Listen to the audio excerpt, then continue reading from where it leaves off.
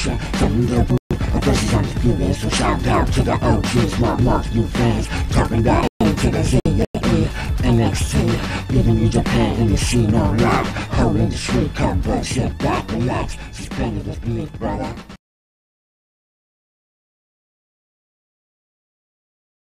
How you go? Alien Troma is here.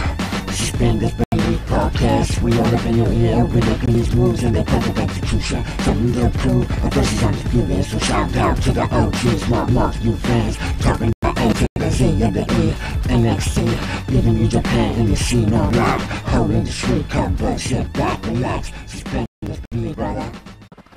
Hey yo, pack a go, crack it. Yo, this shit. If this shit's gonna fuck up the podcast, don't share your screen, dog. Well, we're on the podcast now, and welcome to the Suspend Disbelief podcast. My name is Wally, motherfucking Warlocks. That corner right there is my homeboy Troma. Or go ahead, Troma, introduce yourself. My bad, I'm sorry.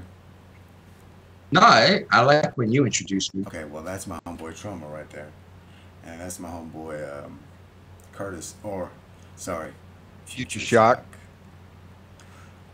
And my name is Wally motherfucking Warlocks. This is the Suspend Disbelief podcast, episode number 17. This is episode number 14. 14. And we're here to discuss some wrestling events right now. What's going on? What's going on, gentlemen? Okay. What's going on is I can't see you, first of all.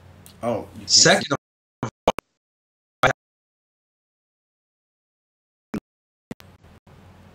well, because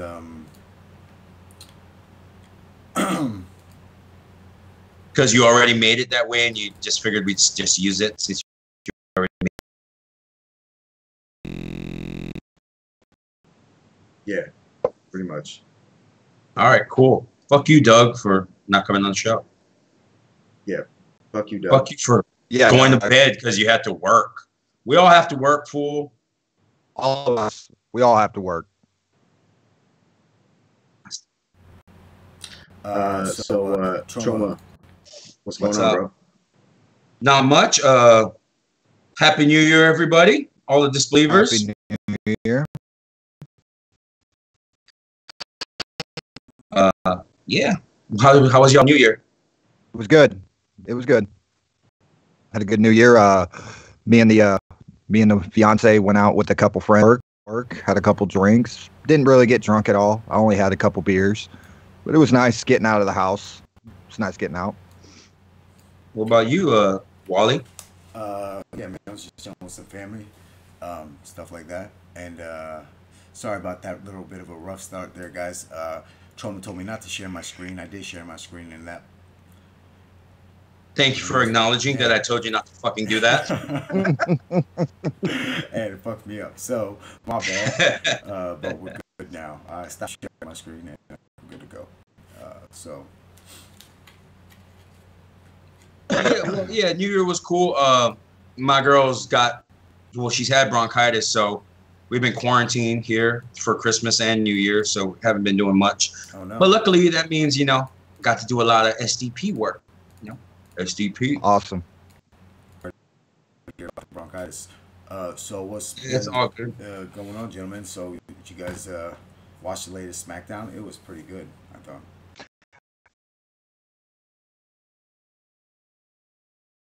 The whole show, I caught just some of the best parts. But yeah, happening. I think it's going to be a little bit of a slow change. We're just going to have to wait and see what happens, I think. But I'm hopeful that we're going to have that roller coaster ride back up. But it is WrestleMania season. It's that time of the year, so things always kind of ramp up this time of year. So I'm looking forward to it. The road to WrestleMania has begun. Yes. We just were on the road ourselves. It was the road to getting this fucking podcast started. Yeah, absolutely, absolutely. How long we been trying to get the show up and going tonight? About what? Good 3 or 4 hours now. Jesus. Hey, behind the curtain, Yeah, I mean, these guys like to complain a lot. They like to sit there on the fucking sidelines and tell me what I'm doing wrong. So while I'm trying to do it, you know, so it's okay though. Baptism by fire. We're just trying to make you better. Yeah. Wow, he said he's just trying to make you better. Yeah. So Hey, has like, everyone seen this? This is really good, everyone. Make sure you go and check that out. Yeah.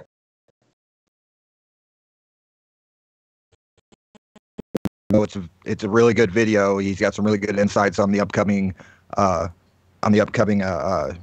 New Japan show. So definitely check that out.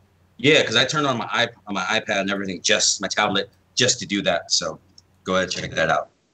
Also, another thing for all you disbelievers, there's another episode of Future Shock that's going to be coming out soon. So check that out. Your show's called Shock Value. Oh yeah, I'm sorry. Shock Value. It's a new show. Just bear with me, y'all. Also, I believe Wally Warlocks over here is working on a list of some kind. Is that right, Wally? Jesus Christ! First of all, guys, can we please like stop the fucking shameless promotion?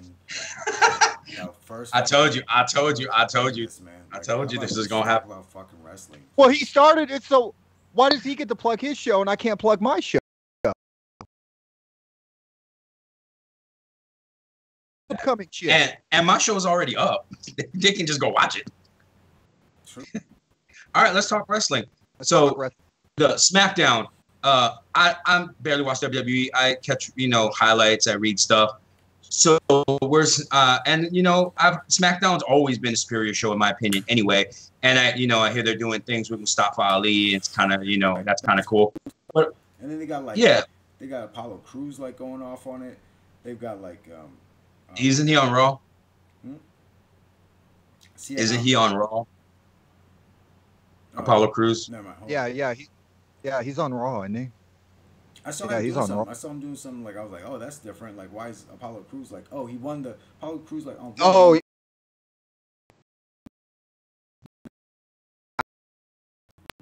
If I remember, that's what it was called. That's what they were calling the Fresh Start Battle Royale.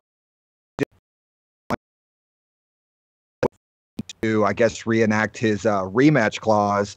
Triple H came down and said that we're no longer doing that. No more automatic rematches, which I think is a step in the right direction. It's going to take away the writers from doing some easy writing because that's all. Okay, so no automatic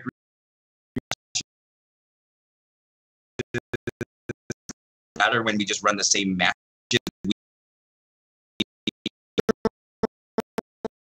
Fresh, I get it. Fresh start, new era. We're switching things up. We're changing things. We're shaking things up. The bottom line is all those words, but what we're really doing is just putting the McMahons back on TV. Is that the big, fresh, new era change that we're having? All the McMahons are back on TV again? Seems like same old shit to me. And it is. It's the same old change to the company that they've been doing the last 20 years. It really is. It's the same shit because at the end of the day, you got to remember it still always falls back to that one guy making all the decisions, which is Vince McMahon. And, Brian Alvarez brought this up in a recent podcast, how he was talking about how he's amazed that not a lot of people are talking about this issue, which is the issue of how old Vince McMahon is. He's in fucking 70s for fuck's sakes. I mean, what do y'all think?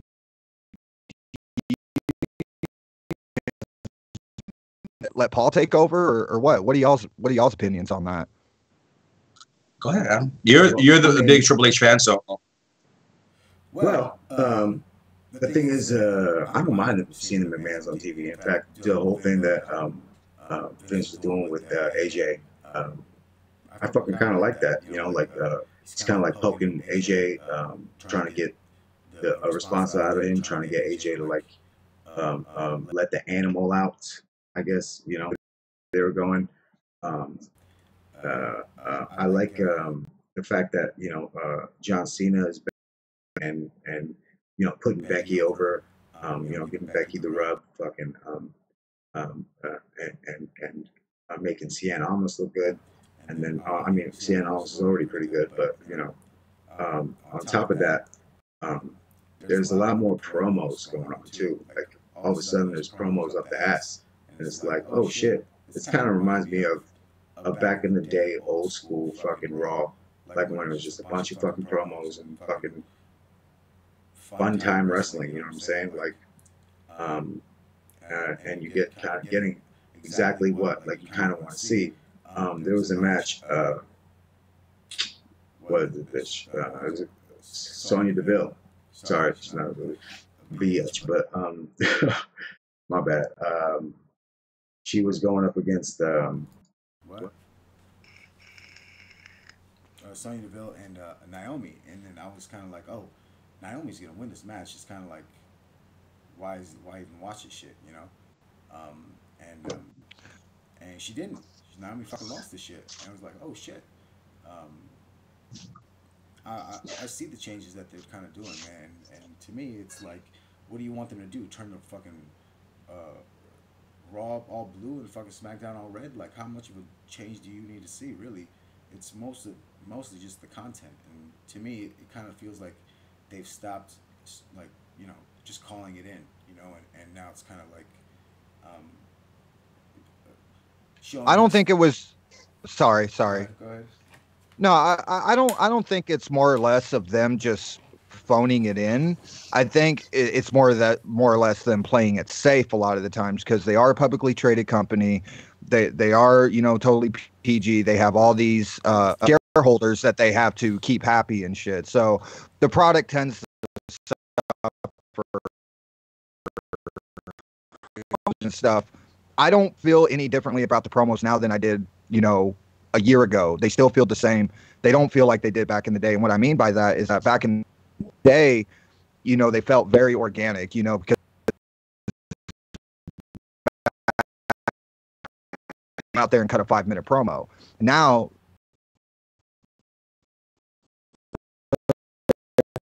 your Rocks really have that creative freedom to go out there and say whatever the hell they want. So, well, that was how it was back in the day too. I mean, they would give guys bullet points, but I mean, they wasn't giving everyone, you know, free reign. You had to prove yourself. The problem is like that no one gets a chance to prove themselves nowadays because everything is fully scripted. Yeah. You know, it's like, how are you going to know if this guy can talk when he doesn't get a chance to, you know, talk? And that's a chance because sometimes guys are going to fail. Sometimes they're going to go out there and fall on their face on live TV, and you got to let them, you know, fail sometimes. But my thing is, I get it, you know, but I don't think, you know, anything's really changing here. I think what's happening is they've had record low ratings week to week. So they do what they always do. Put Vince back on TV. The minute they put Vince on TV, ratings went right back up, you know. That's what Vince does. It's WrestleMania season, the Royal Rumble. People are going to tune in around this time anyway. It's like force of habit. It's like, you know, even me, you know, the most jaded WWE guy, it's like, oh, it's time for the Rumble. Oh, it's the road to WrestleMania. You know, even I'm like suddenly interested again. Someone who hasn't been interested in the product forever, you know, it's just, I think, the season. So I think maybe it's smart to take advantage of it. It is the time to bring Vince back because you need that pop. But I just don't see anything lasting like once WrestleMania is over, because all these fresh faces and call-ups, they're doing it pre-WrestleMania. So it's not going to be a big deal after WrestleMania when we have all these guys coming up because we just called up 5 or 6 guys. So I just think it's the WrestleMania buzz. I don't think anything's going to stick long-term, and we're just going to be back to the, you know, the same old thing.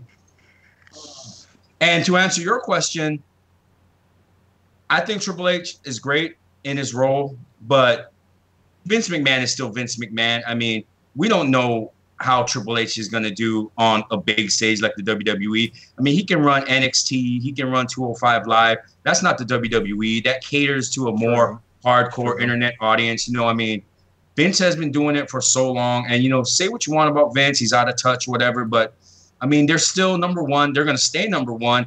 And, like, they have no impetus to change because they've got TV rights deals. Like you were saying, you know, they're a publicly traded company. They can just do exactly what they're doing, and they're still going to make their money, you know. And they can everyone still do says worse. We're going to leave. They're not going to leave, you know. We're always going to be there. We're always going to watch. No, and that's the thing, too, is that they don't even have to do good. They can totally bomb on the ratings, and it don't matter. They made their money. Hell, they just made over $1 billion with Fox, with SmackDown. So if that didn't tell you the business acumen of Vince McMahon right there, I don't know what does. Now, as far as my opinion, I would kind of like to see him kind of step aside, Triple H, take care of the big show. You know,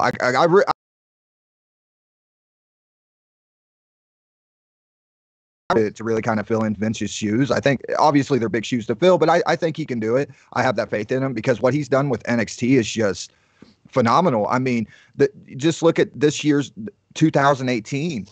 All those NXT takeover shows were some of the best shows of the entire year.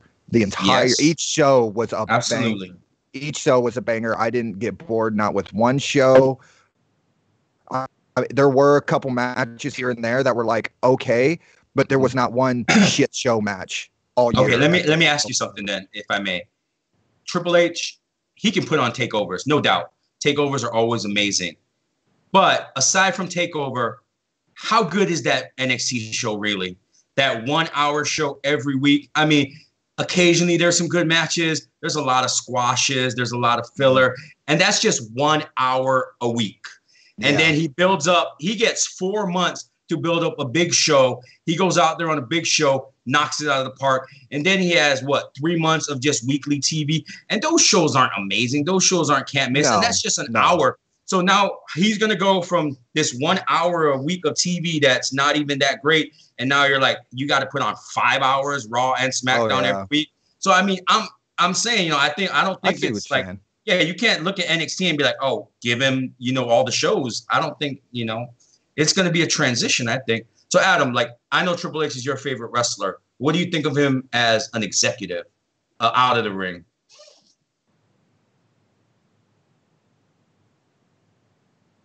Adam, are you with us? Adam, is this guy here? Can he hear us? I don't know. I don't see him. Should we just keep? Oh, I guess we'll just keep talking then. We can just keep talking, I guess. Oh, we've lost audio on Adam for a second here. So until he gets back, What about he's coming back. He'll be back, folks. He got quiet there for a while. I was wondering what was going on. Yo, are you back? Say something. You have no audio, dog. We can't hear you. Yeah, we're getting no audio from you there, brother. All right. Well, we have technical difficulties. We'll just continue the conversation. So, what about Mean Gene Okerlund? What are some of your? That very depressing, very sad. Oh man, chat me up about Mean Gene. I got to be honest. I wasn't looking forward to this part of the show, to be honest with you. Me neither, but we got to address it. For one, obviously, bar none, greatest interviewer of all time. There's nobody that even holds a candle to Mean Gene. Mean Gene was the type of guy he can get a great interview out of a shitty promo guy. He was that good. He was so good on connecting those dots and those storylines. He was so good on keeping the stories moving forward and just asking answers out of that talent. And it's just I was just blown away when I heard the news. I was just really, really blown away. And he was 76 years old, I believe. He was 76 when he passed. So yeah. So he had a pretty good run. He did have a good run. Do you hear all that feedback? Can you guys hear me now? You there? Oh, now we can hear you. We can hear you now, dude, but there's like mad. Okay, actually, it's good now. That feedback is not going to be, that's only on our Skype call because I had to change my audio card. Right? Okay. So, all right. Yeah. Are we good though? All right. So let's get back. So we're still recording all the conversation we just did. Troma, you were going to ask. I was asking you. I said, we know Triple H is your favorite wrestler, correct, of all time. You're a big Triple H guy.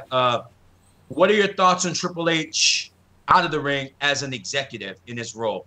Did you hear our NXT? Yeah. Okay. So what do you think about NXT? Like NXT is, it's not a bad show at all, man. I like that 1 hour wrestling. It's still like pretty good matches. I'm pretty sure they had like there was a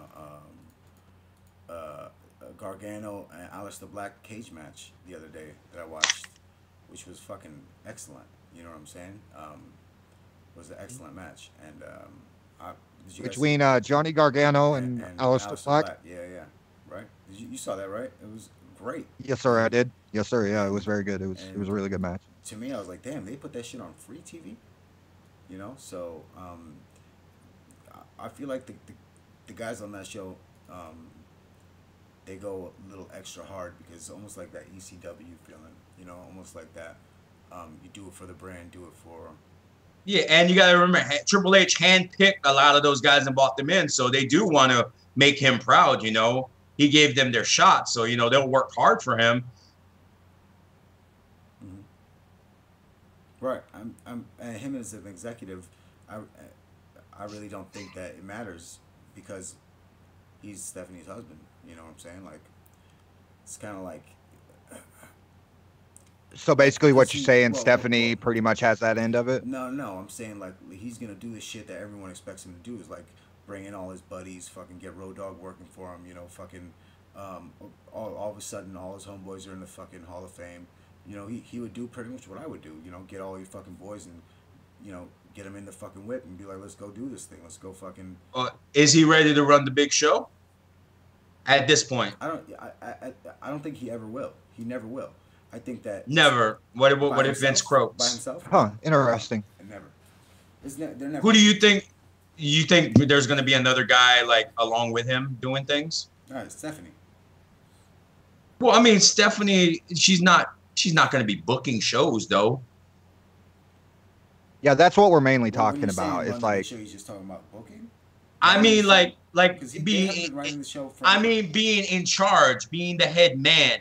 I mean, when the guys write the shows, he has the final. He's like Vince. He has the final say. He has the final word. He can approve or disapprove of anything that goes down.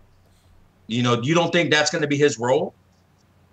I think it's so they had like the four of them in the ring, kind of showing the head now, like being like, all right, now this is the new face of authority. You know what I'm saying? This is like these four people are what that shit felt like? That shit felt like to me when Vince came on before Raw and he's like,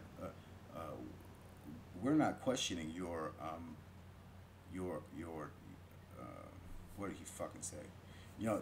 When he did the Attitude Era speech. Yeah, the day of good guy and bad guy is passe. You know what I'm saying? Oh, yeah. To me, that's what that shit felt like. It felt like a similar one of those where it's like, they're coming on and they're telling us like, look, the shit's about to change. You know what I'm saying? Like, and to me, it gets a little exciting where it's like, all right, well, maybe we'll have another boom or another, whatever they're throwing against the wall right now. Maybe something sticks. Mm-hmm. Maybe they find another fucking star.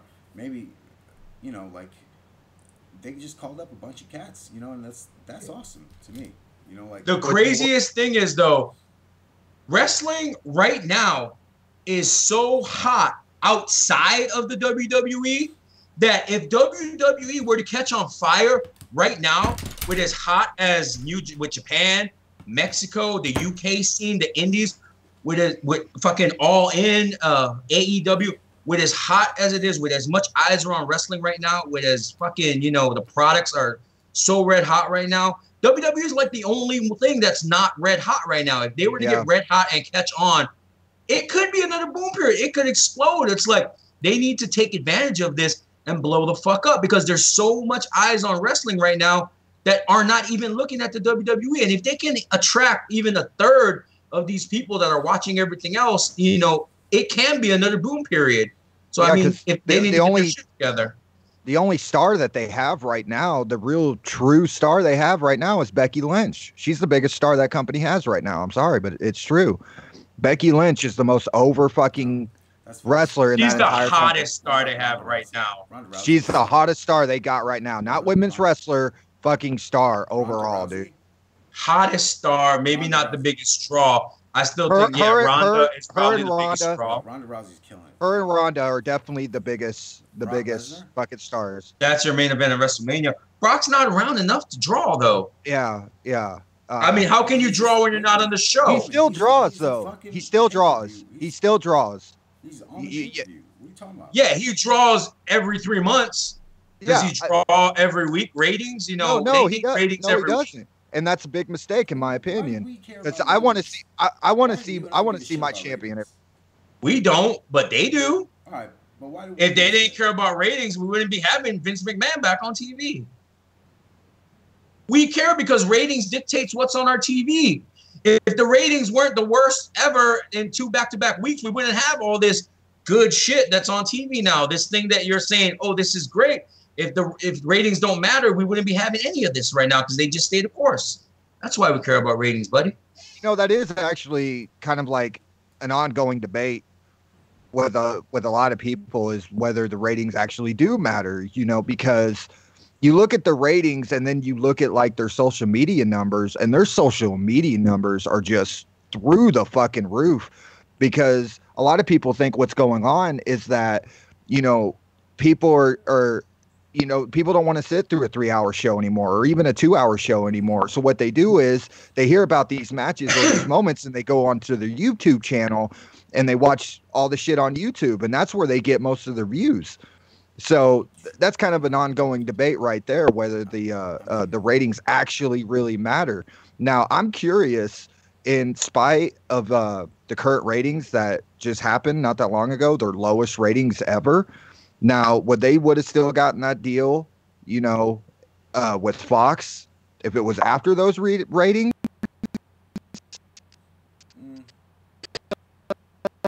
So because their low ratings are still like the highest fucking rating for the network. It was like WCW. People were like, WCW's ratings are garbage, but WCW's ratings were still slaughtering like every everything other else show on the that net. show, Yeah, on exactly. that channel. Yeah, it was just that compared to Raw, it was shit, but their ratings were still killing everything. So wrestling's ratings, even when they're shitty, is still like top 10 primetime ratings for networks. The problem to me with social media is social media, and you can get big social media numbers whether you're good or bad. Right. Because all these YouTube videos, yeah, 100 people could watch them and 100 people could comment that this is shit, this sucks, but you still got the social media rating.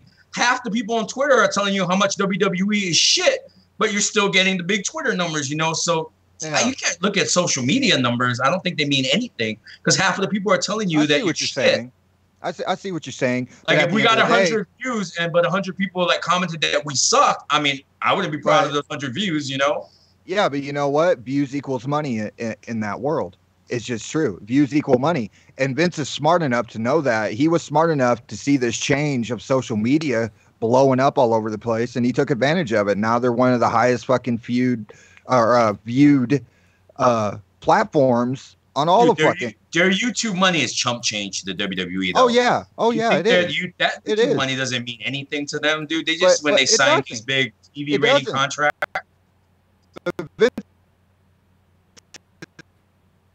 That's just how he is. That's just how he is. So I mean, that's why they were able to stay so relevant, I think, for so long.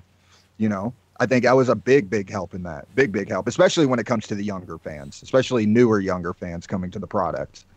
That's just my wild. That's just my Wally. Yeah. Like that shit. Thanks, bud. Yo, so Wally, we were talking about while you were on your little hiatus, we were talking about Mean Gene. Got any Mean Gene stuff you want to say? Yo, he was a badass, man. And when I watched Legends of Wrestling, he was always Legends House? No. Legends of Wrestling, the fucking what is that? Oh, bro, it's one of the greatest fucking. It's like my favorite show, hands down, ever. So it's from a few. On the network? Yeah, it's on the network. Yeah, it's called Legends House, dude. That's what I just asked you. It's not called Legends of Wrestling. What is Legends of Wrestling? So Legends of Wrestling is a turntable, like it's like Mean Gene. Oh! Okay, I know what you're talking about. My bad. Yes. Oh, yeah. That show is the Go shit. on. Right. Continue. Like when I watched that show, man, he was always kind of like, he's always got like these like underhand fucking compliments, and it's just like, to me, I think Mean Gene was like a man's man. He's a womanizer, or I feel like he was a womanizer when he couldn't. He was a fucking pervert on some of them shows, man. He was. And to me, like, motherfucker is just a cool dude. He had a great voice, and I think he lived a great fucking, full life. So, fucking. He was a hustler, yo. Yeah, man. You did the damn thing.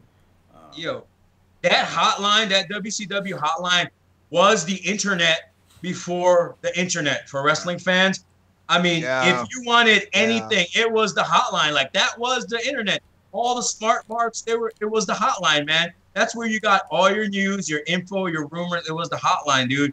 And like fucking Mean Gene, like Curtis was saying, dude. I mean, he lended to the product. What interviewer lends to the product nowadays? No one, you know. They all ask the same questions. They have the same stupid faces. They say the same shit. But Mean Gene, he had personality, like his reactions, his interplay with the wrestlers, like he was a part of the show. He wasn't just a staff member, you know. He was a real part of the show. I mean, 10, 20 years from now, are we going to remember any interviewers? We're not going to remember any of them, but are you ever going to forget fucking Hulk Hogan? Like, well, let me tell you something, Mean Gene. Are you ever going to forget Ric Flair going, Mean, woo, by God, Gene? You're never going to forget that, you know? Like, Mean Gene was a boss, you know? I think my favorite interview of Mean Gene ever was his infamous interview with the Macho Man Randy Savage, the Cream of the Crop interview. By far my favorite Mean Gene, and probably my favorite interview period of all time. I love it how Macho Man just kept just out of nowhere picking out fucking cups to cream and shit. And it's funny because Mean Gene, if you go back and watch Mean Gene, just total like unfazed by it, just total professional, fucking from beginning to end. It's just like you want to watch a master interviewer at work, watch that fucking interview, because to interview somebody like Macho Man Randy Savage and keep everything together and cool and calm-headed, dude, that takes some fucking skill, and that's what Mean Gene had. He was really good at that. I mean, you think about some of those Flair promos when he's stripping down to his boxers and losing his fucking mind, and Mean Gene's just, you know, holding it all together, you know. He was unbreakable, you know. And like I love like when he would get disgusted with people, like I was talking about that angle where Jake the Snake with the snake biting Macho's arm, then he hit Elizabeth, and Jake's just like talking about, oh, and when I grabbed Elizabeth and when I struck her, like he's fucking like gonna have an orgasm because he's just into it. And Mean Gene's face, he's just so disgusted. He's like, you piece of shit. I mean, Mean Gene was the best, yo. He was. Boss. He was the boss. Rest in peace, Mean Gene. Do you think Mean Gene was his real name? Like Gene Okerlund? Do you think that's probably his real name, right? I don't know. That's a good question. I don't know. Have any of you ever been to one of his restaurants? I didn't know he had any. Yeah, those pictures with like his burgers and stuff. He had like a Mean Gene's Burgers or something. Like that was his restaurant line. Didn't he try doing a cooking show? I thought that was an ad for Burger King. No, though he had Mean Gene's Burgers or something. Like he sold burgers. He was like a burger dude. I know he was involved in the food industry. I don't know why I want to say that I remember him doing some kind of cooking show or trying to start up a cooking show. I don't know why I got that in my head. Might be thinking of somebody else. All right, gentlemen. I just thought of an idea for a list. Top 10. Go ahead. Wrestlers involved with restaurants. There's quite a few. Right? Yeah, hey. Oh my God. Abdullah the Butcher. Or take it a step further. Take it a step further, Wally. Wrestlers who have, top 10 wrestlers who have interesting side businesses. Because, you have JR's fucking barbecue sauce and shit. And then, Mean Gene's burger shit. Doug's actually been to Abdullah's House of Ribs. Too bad he fucking isn't here to tell us about it. Who else does something with food, I feel like? I don't know, man. Doesn't Hulk Hogan have a restaurant out in Tampa? No, but probably the WWE restaurant. That's kind of, that works. That was in New York for a little while? Oh, yeah. I remember that. That didn't last long. It was like a whole WWE store, actually. It was like a restaurant and a merch store. Like a bar. I would have loved to check that out. Oh, yeah. That would have been dope. Do you think if they built a physical Hall of Fame, would that be something you would be interested in going to? Yeah. And checking out. I think I think I'd like to check that out and shit. I already been. I definitely like to check that out. Have you ever been to any type of Hall of Fame, like NFL, rock and roll, any of that? Mm-mm. You've Have been you? to all of them? Oh, shit. Have you really, or are you just talking shit over there? You're just talking shit. Look at that smile. All right, y'all ready to get into this? Y'all ready? Let's fucking talk about it, yo. All Elite Wrestling. All Elite Wrestling. Let's talk about it. Yeah, man. Who wants to start? Supposedly the other day, I'm sure we all have a lot to say. So who wants to start? Day, I thought it was pretty funny that they did like a contract signing for the Young Bucks, to me it just seemed funny that the Young Bucks were signing the Young Bucks, to their own fucking company, and it's just actually according.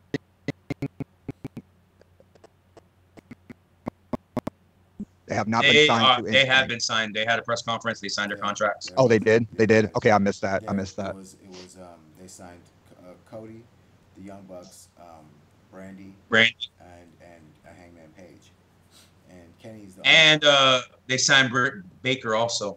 Who is Britt Baker, who is Adam Cole's wife. Oh. They signed her to a contract. Oh, very nice. So then that's kind of looking like now. All Elite Wrestling, if they get a name like CM Punk, if they get a name like, let's just say Adam Cole, right? Or let's say Cesaro is kind of done with his contract or some shit, and he goes down there. I mean, that's. I mean, I'm watching every week. I'm already watching every week. Already, off top, I'm already watching every week. So, I'm excited to see where it goes. I'm excited. I feel like they've got a lot of momentum. They just announced the Double or Nothing. Double or Nothing. Yep, Double or Nothing. Which is like awesome. You know what I'm saying? Like that first show was great.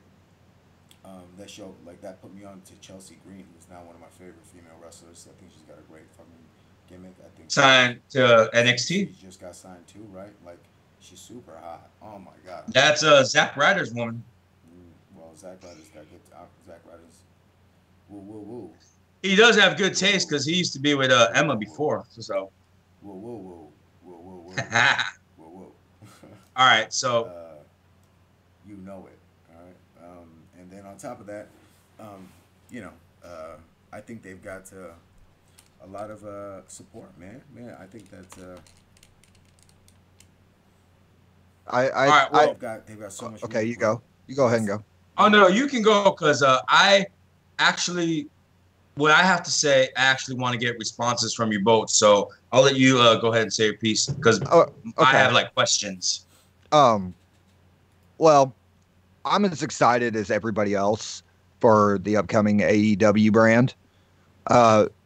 There's a lot of people out there thinking, that, and I mentioned this in my latest shock value video, is that, a lot of people thinking that they're going to be able to directly go with. You gotta plug yourself, dog. Again. Yo, let him plug himself, yo. All right. I'm fucking with you. Anyway, it's funny. It's not even up yet.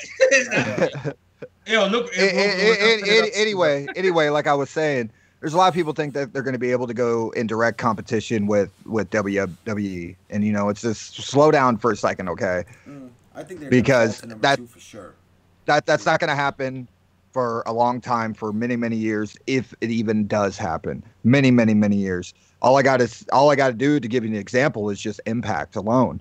I mean, they tried doing the same thing when they tried pulling Kurt Angle on with them, and they got Hulk Hogan and Eric Bischoff, and they still couldn't compete with WWE. And that was their plan. They tried to compete with WWE, and it totally failed. It totally failed. So in order for AEW, this man is speaking truth. In order for AEW to be successful, is they need to not worry at all about competing with anybody else. They just need to worry about putting together the best possible wrestling brand that they can. And I have great fucking confidence because I'm very, very excited to see what Cody Rhodes, the blood of a fucking a plumber running through his veins. I'm interested to see what he's going to do and what he's going to put together. The blood of one of the greatest bookers of all time running through his veins. Exactly. So I'm very interested to see what he comes up with, because he did a phenomenal job with All In, because that is no easy fucking task what they did. No easy fucking task. Okay. So let's get into this then. All In was great. We can all agree on that. No doubt that was great.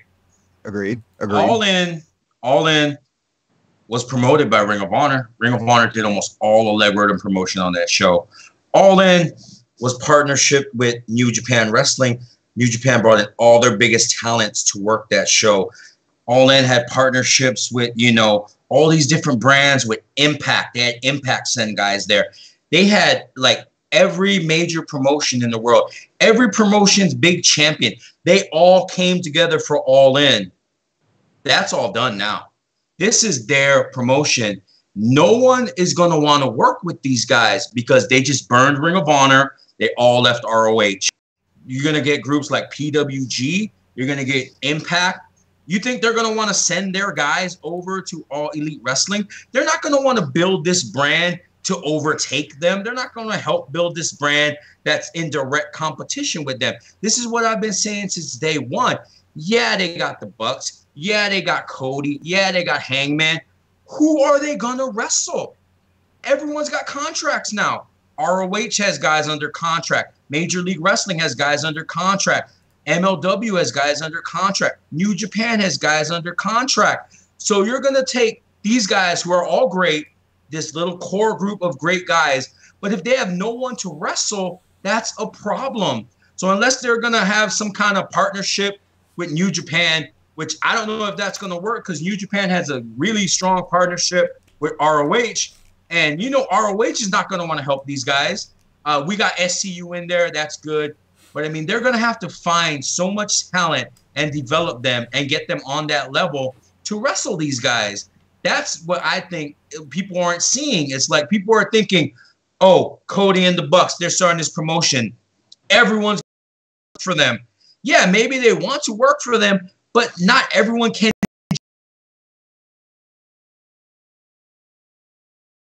Big name, top talent are signed to contracts, and they're not going to be allowed to work for them. That's where I see, like, there'll be a problem, because people are going to look at Double or Nothing and expect like some kind of dream show like All In, but you can't have that dream show if you don't got ROH, you don't got PWG, you don't got Impact, you don't got New Japan all sending their guys in. So it's like, who are they going to wrestle?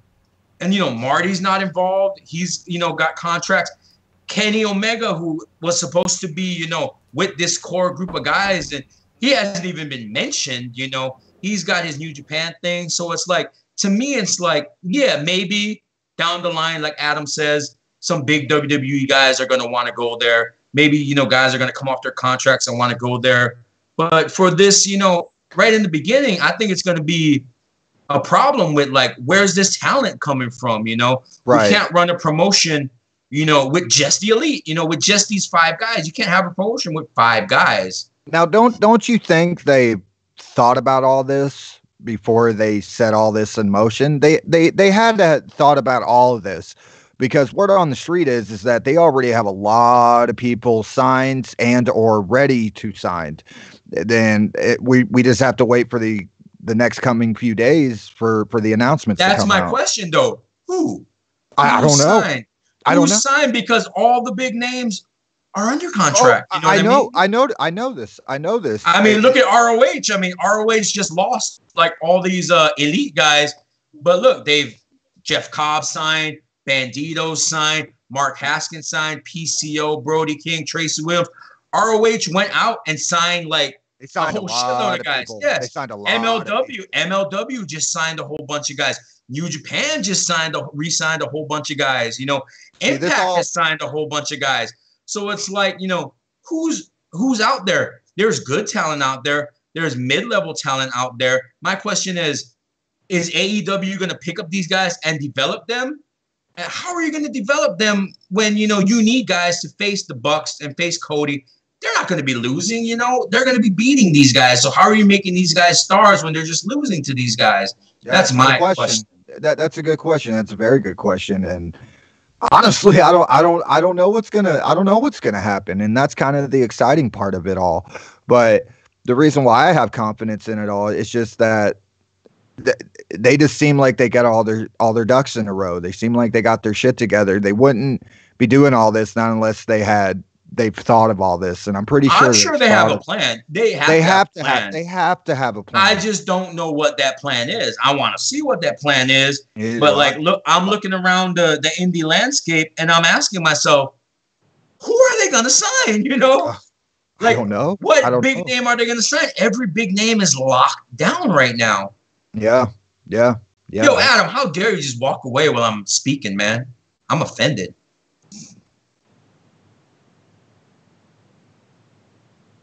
I'm very offended. So what do you think, Adam? What do you think their plan is?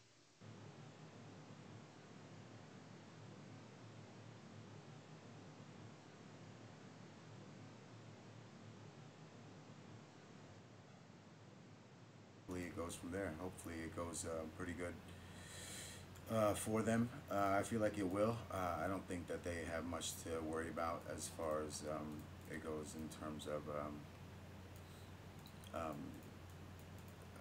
catching any. How about this? I don't think they're gonna have any problems being cool as far as to the average wrestling fan. I think. They're cool, but like I mean, let's remember that the NWO was very cool at first, right? And then eventually it got very lame, you know. But then but then they kept going back to it and back to it and back to it, and it never evolved. And eventually, it was one of the things that helped kill WCW because they wouldn't let it go. They just kept going back to it, you know. What's going on here? It's not. How long is the Elite going to be cool? All right, look, when it's Double or Nothing, fucking, number 78, maybe then it won't be cool. Right now, it's cool. Well, Double or Nothing #1 might not be that cool because might not have, there's big dream card everyone's going to be expecting. People are going to expect All In. They're going to expect all these giant names, and all these giant names are not coming because they're under contract. They only also, 5 giant names, bro. That's all. Also, what made All In so good. Yeah, they have 5 giant names. Are they going to all wrestle each other? Also, what made All In so good was the build up to All In. Like most people that watched All In watched the All Elite channel on YouTube. And if you kept up with that, it just made that All In show much more better because they just tied everything up in a nice little bow. But by the time that show came around, they tied up all these storylines that they've been working on the last year and a half. And that, for me, that's what made the show for me. Is I'm glad that I stuck with the All Elite channel and shit. And being the Elite. Being the Elite channel. And it really kind of made the payoff at All In that much more spectacular for me. So if they keep to that formula, I think Double or Nothing will be, another success. I think it will be. But I'm just like you, man. I have no idea how, with all these contracts being locked down. I'm very interested to see what they're going to do. Like I said, they got to have a plan. They got to have a plan. You know what? You actually just said something that makes a lot of sense that I didn't even really think about because they do have Being the Elite. And I mean, let's face it, a lot of these guys were built up because of Being the Elite. I mean, SCU, they're all great wrestlers, but they weren't like that to build up a lot of these guys. So if they can take a bunch of these, lower card indie guys, and they're going to have to because, if Kenny's not coming, if Marty's not coming, Flip's not coming, they're going to have to integrate new people into Being the Elite. If they can build them up through that and make them cool through that, then maybe, by the time the show comes around, everyone's going to be fans of these guys just through the show. So that's a great, strategy. Yo, Adam, did you see our stream went down on I'm watching it right now, and then it just went back up. But the thing is that are we good? No one's watching us live, bro. So you know what I'm saying? Oh. It's like it's gonna. I was just making sure. Dude, I just saw a big ass offline, so I'm just checking. All right, go ahead. Sorry to cut you off. No, that's cool. What was I saying? I forgot. We're talking about All In, Being the Elite, building new stars. Oh, the thing is, man, is like these guys are all independent wrestlers. They're they're all like they're all plugged in with all the wrestlers that are cool now, that are kind of like, they see the people who, you know, have potential, and you know, and they're plugged in, you know, more plugged in than Triple H could be, more plugged in than any promoter could be, you know. So Yeah. they Yeah. have the ability to, you know, yeah, okay, maybe Kenny Omega or whatever might not come because he's making more money in New Japan or whatever, right? Mm-hmm. But that doesn't mean he can't make an appearance, right? Right? Is that true? Well, it just depends. Like the thing I think is, I think them like hooking up with New Japan is essential. They have to get some kind of relationship with New Japan. My thing is, New Japan has been so tight with ROH for so long, and I think ROH might, you know, have a problem with that, and ROH might try to block that. And you know, the thing is New Japan, are they gonna be like fuck ROH, who have been their partners for so long, and just go with All Elite Wrestling? That's a big gamble because All Very Elite big Wrestling gamble. are not. It's not established. ROH is an established brand that they've done great business with for years, and you know ROH probably feels kind of, you know, shitty right now that, you know, everyone's kind of, you know, abandoning, you know, ship on them.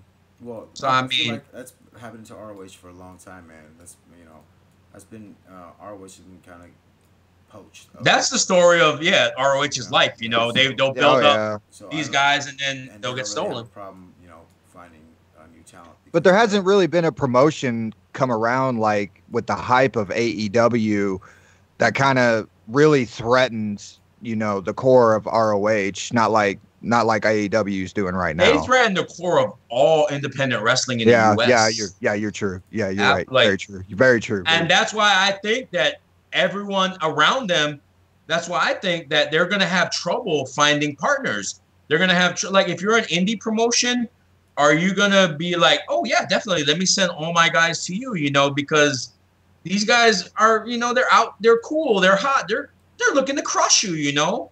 I wouldn't be so happy to send my guys over. Like, I send my best guys over, and next thing you know, they're signing a contract for them, and they're never coming back. It's almost kind of like we're going back to the way of the territory days. Exactly. It's the You know, territories, dude. yeah, Everyone's signed now. There is no and, independent wrestling because everyone has a goddamn contract. yeah, and you know, I think that's gonna open the doors to some pretty interesting shit in the wrestling world overall that we're gonna see this year. Yeah. I think we're gonna see a lot of breakout stars this year. I think we're gonna have a lot of surprises this year. I just have this feeling that this year is going to be a very, very good year for wrestling, way much more than 2018 was.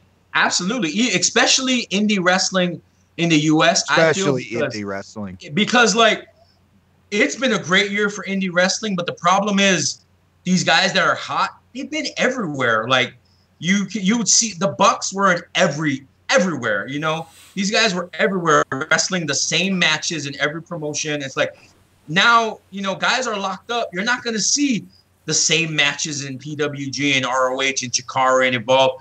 You have to build different talent and, you know, make them up to a level where you can say that having them face this guy is a dream match. You know, everyone kind of has their own guys, you know, like these guys are under contract. You have to watch ROH if you want to see this guy. You have to watch All Elite if you want to see this guy. You have to. So that's just going to bring more attention to everyone. And then you can, when they're coming to watch this guy, you can showcase all your other guys and make them stars. So I think, you know, it's going to eventually be a good thing for the indie scene. And, yo, I know Adam probably wants to talk about something else because he hates the indies. So No, I'm done on All Elite, dude. If you want Yeah, to talk about something else. I think I've said pretty much all I said about All Elite. To me, I think that what I'm kind of also curious to see how it turns out is the way Tama Tonga and the Switchblade dude and are gonna handle the Bullet Club, the new, like, going forward, you know, because to me it's still like that logo still holds credibility. It still has a coolness factor to it, you know, and I feel like there's a lot of responsibility with that stable, or at least for New Japan, making it themselves appear cool to the American fan, because fuck New Japan to me, really, if it ain't about like cool stables and hard wrestling and shit like that, you know. So, Yo, are you looking at me, dude? Do you see this big smile on my face right now, Adam? you know why? That's because you independently on your own just fucking brought up a New Japan subject to discuss, and that makes me smile, dude. That makes me very happy, dude. I'm extreme. Yeah, I'm like a proud papa right now, dude. Like I'm like, oh damn, dude. And you brought up a fucking super valid point, dude. That is a good point. Very the Bullet valid. Club name is so popular. It's so hot. And if you mention the Bullet Club, everyone's like, oh, Kenny Omega, oh, the Young Bucks, oh, Cody. Like, nah. No, none of them are in the Bullet Club anymore. It's Tama Tonga and Jay White. And most people are going to be like, who? You know, if they're not watching New Japan, they're like, who the fuck is Tama Tonga and Jay White? You know? But if you're watching New Japan,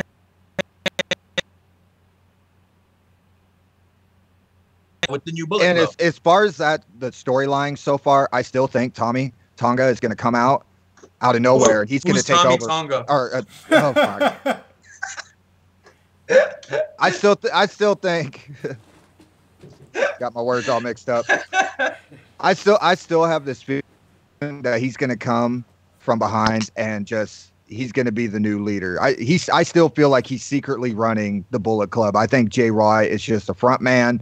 I'm not buying it. I mean, I feel like Tama Tonga is the heart of it, right? Because I feel like eventually he's gonna get signed or something like that, because to WWE is what I mean. Just because he's got he's definitely going. You know, like he's got the look. He's got the. He looks like a Samoan Seth Rollins. He looks like a more badass Roman Reigns, pretty much.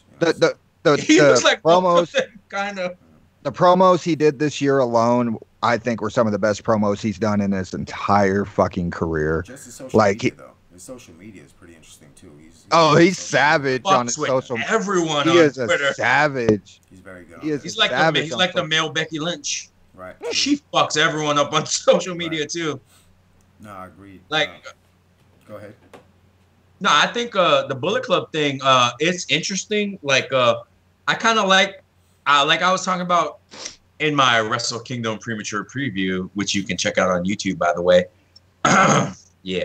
Well, like I was talking about in that, like, you know, I love how they did it, though, because, you know, it all came together because Jay White turned down the Bullet Club on his second night in. He threw the shirt down. He went into chaos. He said, I'm here to fuck shit up. I'm going to fuck shit up. And he fucked everything up. And then eventually he ended up taking over the Bullet Club. But, you know, Tama Tonga took over the Bullet Club first. He beat the shit out of all the elite guys, basically kicked them to the curb and took over the Bullet Club. And then he's just going to be like, oh, okay, Jay White, here you go. You know, no one's buying that. You know, eventually they're going to fuck Jay White up. Oh, yeah. So, you know, but the thing is, that's what we're waiting for. But while we're waiting, I like what they're doing because they're all these other factions, Chaos, Taguchi Japan, Great Bash Heel, all these other factions that have been feuding with each other, that have stories that go back years about them turning on each other and hating each other. All of a sudden, you know, Tanahashi and Okada, who have hated each other for years, all of a sudden they're all coming together because they hate the Bullet Club so much, you know? So that's an interesting story they have going forward. It's like their hatred for the Bullet Club is uniting everyone. And I also like the fact that we're going back to what the Bullet Club was.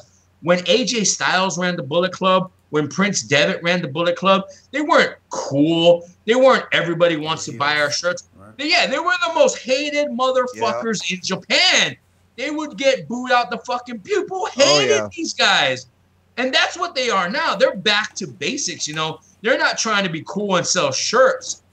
They're trying to be the most hated motherfuckers in Japan. And that's what they're doing. So I think, you know, that's a great thing. And I've said about New Japan, like, they regenerate quick. Their roster is so deep. And, like, everyone's like, well, if the Bullet Club leaves, you know, the elite guys, they're done. Like, dude, no, they're not. Aside from Kenny, who doesn't look like he's leaving, I mean, the Bucks were never top of the top main event guys. Cody, Hangman, they were all good hands. but they were not what they were in the U.S. So like them leaving, you know, the Bullet Club with those guys, it wasn't as big a deal in Japan as it was in the U.S. It was like in Japan, we looked at Japan and we're like, oh, these guys are cool. And we brought that over to the U.S. and we loved the Bullet Club. But in the Bullet Club, you know, in Japan, the Bullet Club was never their top faction. It was all LIJ has been their top faction forever. You know, people, you know, yeah, it was all about LIJ. It was about Okada and Chaos. Bullet Club was a mid-card faction at best. The Bullet Club is more popular now with their homegrown mainstays than it ever was with, you know, the U.S. imports. It was never meant to get as popular as it did. It was never supposed to make it past debit. It was never supposed to make it just blew the fuck up, and Yep. they took advantage of it and made a shitload of money. But now these guys are on the way out, so you know they're taking the Bullet Club back to its roots, and I kind of like that. You know, as someone that's been there for the entire Bullet Club run, I like that. You know, we're going back to the roots, and we're getting that badass evil Bullet Club again. And I also love that Adam's gonna watch Wrestle Kingdom this year.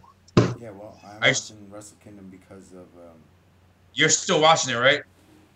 Yeah, I'm watching it on January 4th, right? That's when. My man, I'm taking off work on January 4th to watch Wrestle Kingdom. I'm watching it because of your preview, man. Your preview is pretty much the only reason why. Like, I didn't even know like it was the biggest deal of New Japan. Like, it's their WrestleMania. I think I remember you telling me. Yeah, it's like the WrestleMania. And that makes my dick hard. You saying that, dog? But, yeah, like to me, it's not to make it weird. No, you made it weird for a second because not to make it weird. I'm sorry. I was gonna say like a weird joke, and I was like, wait, he might not. Like that's never mind. You know, I was just like, well, and then I was like, just let anyway. go. So yeah, and to me, some of the matches on there that excite me are the Jay White and the Okada. wrestler, yeah, Okada, who he was, and last year's Wrestling Kingdom, he was fighting Kenny Omega, right? No, he was fighting Naito in the main event. Omega was fighting Jericho. Oh, but he was okay. Okada's still the guy who fought Kenny Omega. Yeah, he's the one that Omega beat to win the title. Right. They had like that was that trilogy. That amazing trilogy, like their 3 matches that were like all just fucking crazy. Right. So that match excites me because I think Jay White looks like a younger Kenny Omega kind of thing. Jay White is gonna be the future. He's the future of that company. And then I'm excited to see Will Ospreay because I feel like people talk about him a lot, but I've never really gotten a chance to see him. You're about to have your mind blown. Well, expect him and Kota Ibushi. Don't hype him up. They're probably going to steal the show. No, we could hype him up for hours, and that match would still exceed your expectation. All right, well, you know what you do? Yo, you go to New Japan's YouTube. You watch the Road to Tokyo Dome show they have. It's like a 15-minute show. Watch the main event. Tanahashi and Okada. No, it's Tanahashi and Will Ospreay versus Kenny Omega and Kota Ibushi. It was their last match of the year. That match blew the fucking walls off, dude. That was their big preview for Wrestle Kingdom. Watch that match, and you will be so excited for Wrestle Kingdom. Okay. Match was amazing. I'll watch it tonight. My man. All right. Well, thank you. You're my man as well. You made that so fucking awkward, dude. Like, that's me. Thank you. You're my man as well. Yo, is there anything else we need to talk about? Yeah, how about let's start doing this weekly. What do you think? I think we say that every fucking podcast. Seriously, let's do it weekly. And now that I got it set up, I'm just gonna transfer this all over to my new computer because this is the last time I'm doing it on this computer. So. Oh shit! It's the end of an era. Yeah. Oh, you got a new computer? Yeah, and I've been afraid to use it because I feel like, oh, I'm gonna fuck it up if I use it, or I'm gonna delete the RAM or some like. It's like getting a brand new car. Right, You're afraid to drive just, because you're gonna scratch it. It's been sitting there, and I'm like, let me get it on this fucking computer, right? Yeah, get on that shit, boy. Like I'm done with this one. This is just. Yeah, you know you want to get on that new shit, that new bubble wrap shit. Right. So. Hey, Willie Mack. show. Yeah, that would be awesome, Willie Mac. We are all. Hey, all Holiday. three of us, man, we're all like, Do our show. We're all juggalos and down. So it'd be cool. To have Hey, another Killer one on the Cross. show. Do our show. Oh, see, I don't know any of the other guys. Why are you guys? Well, because Doug said he's gonna get Killer Cross to do our show. Hey, Thunder Rosa, do our show. He says he's gonna get Thunder Rosa too. He better not be lying to me. I'll punch that motherfucker right in the face. Yeah, that'd be nice. As many shows as that dude goes to in a year, man. Shit. Yeah, I believe him, dude. That dude be fucking. He's an ass kisser. Yo, he's such an ass kisser, dude. He'll be on Facebook just like posting like onto everyone's shit, like wrestlers and rappers. He'll be like, "Oh, your song inspired me. Oh man, you're so." He'll be like, "Oh, I saw your match tonight. It was so unbelievable." Yo, he be kissing ass, but he be getting these fools to talk to him and shit. So yo, he might hook us up. Doug's got a golden horseshoe up his ass, man. I don't know how he gets so lucky with some of the opportunities he gets. The homeless veteran. The homeless veteran. Yo, homeless veteran coming soon to the coming soon podcast. Yeah, actually, yeah, homeless. He's not on right now because he can't get He hasn't get Wi-Fi in his box yet. So. Yo, and then Corey's gonna be like, "Yo, that's my gimmick," and they're gonna have like a death match. See this box right here, or this box? They're gonna have a hell in a cardboard box. Hell, Corey can just have his own podcast with all the voices he talks to in his head. Oh shit, dude. Yo, that's savage, dog. Yeah, that's mean, bro. Shouldn't be. All right. Oh, no, I love him. No, the wrestling pro. Are we good? Yeah. Ready to wrap it up? Yeah, let's go. Let's go. Take us home. Yo, take us home. I'm pretty proud of us, yo. We kind of did a good show. We weren't yelling all over each other. You know, we were very courteous. I think it was a good show overall. I'm really interested to see what our viewers have to think about it. Yeah, you know, I mean, if we can even get half the viewers as I got on my own with my personal show, then it's going to be a success. Yo, I feel like when Doug comes, there's gonna be a lot of yelling, and that's gonna be great though. I feel like yeah, what the fuck? Everyone's like complaining about the yelling, dude. That's what we do. We yell. Yeah, yell. I didn't even yell at. I feel like this show isn't complete because I didn't fucking yell at Adam all show. Let me get it. Adam, say something stupid so I can yell at you. Sorry, say something stupid. Say Sasha Banks is the Shawn Michaels of the women's division again. Kenny Omega Kenny Omega is gonna be inducted into the Hall of Fame of WWF one day. What the fuck? That's the stupidest thing I ever heard. Yeah. Not even I feel so Hall of Fame. WWF. It's better. I feel better. I feel so much better. Too. I feel yo, Adam. Whoa. Really quickly. How many Kenny Omega matches have you seen? 3. Yo, you said 4 the last show. You fucking eliminated 1. No, see, he forgot one. He done forgot that match. I lied about one. Yo, I just want to say that like this was a fun show, but yo, the shit we were like getting into before we even got on the air was so better. I recorded all of it. Yo, yeah, let's put that shit out like an outtakes and bloopers. That shit. We gotta have an outtakes and bloopers episode, man. Got to. I mean, yeah. Hey. Happy New Year. Oh, yeah. We love y'all. We got big shit coming. We're working on interviews. I'm working on some profile pieces. We got, Future Shock's got a show coming up. Adam's got shows coming up, dude. Like we take this shit seriously. We're really going to try to go weekly. We're going to try to get more on schedule, make this shit, more, we're going to find our rhythm in 2019. Yeah, we're going to find our fucking rhythm. We're going to launch our shit. We're going to bring in some new contributors, We're going to be shit, though. Stick around. You can say that you were in on the fucking ground level while we built this motherfucker. You know what I'm saying? Come on, build this up with us, guys. Bye, Mom. All right. Did you say bye, Mom? Is your mom watching? She's watching, dude. She's the only one. Hi, Adam's mom. Hi, Adam's mom. I'm Wally Warlocks, guys. Come on. Oh, hi, Wally's mom. Hi, Wally's mom. I blew her a kiss. Right, are you mad? All right, peace out.